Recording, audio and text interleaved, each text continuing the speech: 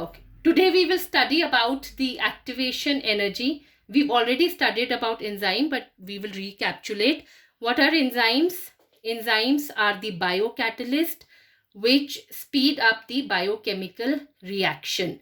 Most of the enzymes, they are protein in nature, whereas ribozyme is the RNA enzyme. The enzymes, they have a 3D structure, that is the tertiary structure, and it has the active site present. Now these enzymes, they are going to act upon a specific substrate. The substrate will bind to the active site of the enzymes. Now we know that there are two types of reaction. One is the exothermic reaction and the other is the endothermic reaction. Exothermic reaction is one in which no energy is required, the heat is liberated, whereas in the endothermic reaction the heat that is absorbed. Here a graph has been plotted. On the x-axis it is showing the progress of the reaction, whereas on the y-axis it is the potential energy.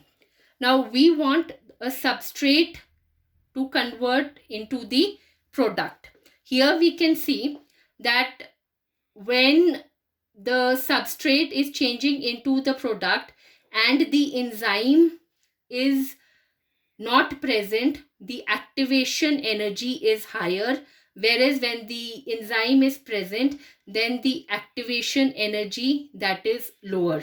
Now what is the activation energy? Activation energy is the energy which is required to start any chemical reaction, and this energy has to be supplied, this activation energy. Now when the substrate will change into the product, whether it is an exothermic reaction or it is an endothermic reaction, the substrate will go through a higher energy state, and that is called as the transition state energy. Now what is the activation energy? The activation energy, it is the difference in the average energy of the substrate and the transition state energy. So here we can see when the enzyme is not there, this is the activation energy, that is the average energy of the substrate and the transition state energy.